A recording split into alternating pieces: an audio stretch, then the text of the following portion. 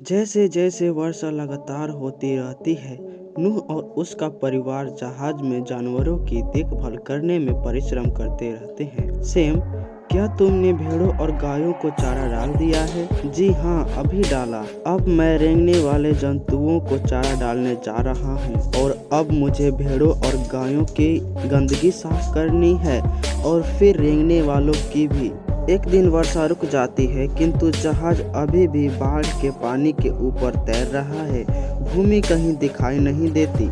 मेघधनुष की प्रतिज्ञा उत्पत्ति 8 और 10 पर आधारित। नूह का परिवार कई माह तक प्रतीक्षा करता रहा। इस जहाज में हमें अब 6 माह हो चुके हैं। हम भूमि को दोबारा कब देखेंगे? क्या पता कभी 6 माह और लग जाएं और अब हम बाहर जाएंगे, हमें वहां मिलेगा भी क्या? आखिर पानी उतरना आरंभ हो जाता है।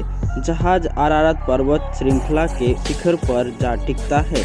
नूह एक कबूतर को बाहर भेजता है। यदि वह वापस नहीं आई तो हम जान लेंगे कि उसे भूमि मिल गई है। कबूतर दृष्टि से ओंझल हो जाती है। नूह आकाश की ओर देखता रहता है। कई घंटों तक आकाश में उड़ते रहने के बाद कबूतर वापस आ जाता है।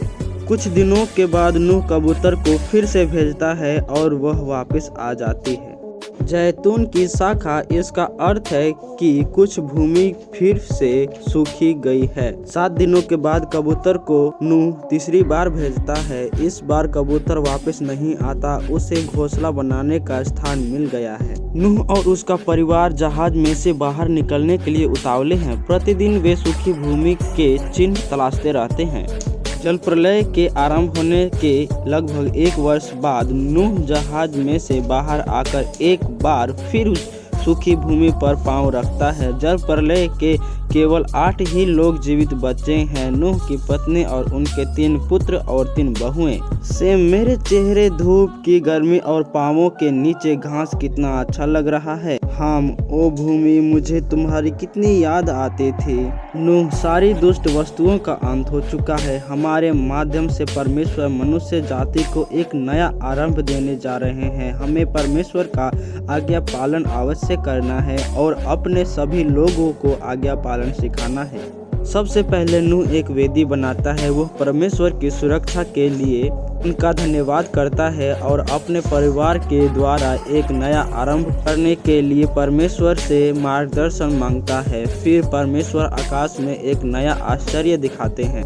मेघधनुष, जब तक पृथ्वी का अस्तित्व रहेगा, बोने और काटने का समय आता जाता रहेगा। गर्मी और सर्दी की ऋतु, दिन और रात सदा रहेंगे, किंतु समस्त पृथ्वी के विनाश के लिए जल प्रलय दोबारा कभी नहीं आएगा। सैम, यह कितना सुंदर है। परमेश्वर सचमुच भले हैं। नूह, जब भी लोग मेघधनुष को देखें, वे परमेश्वर की प्रतिज्ञा को याद रखेंगे कि समस्त पृथ्वी के विनाश के लिए जल प्रलय दोबारा कभी नहीं आएगा। जल प्रलय के बाद नूह के पुत्र सेम, हाम और येफेत अपने परिवार सहित नदियों और वादियों में बस जाते हैं। उनके परिवार बढ़ते जाते हैं। समय बीतने के साथ साथ पहाड़ी और मैदानी इलाके कबायली चरवाहों के तंबुओं से भर जाते हैं और नदियों की हरी हरी वादियों में विकासशील नगर फैल जाती है।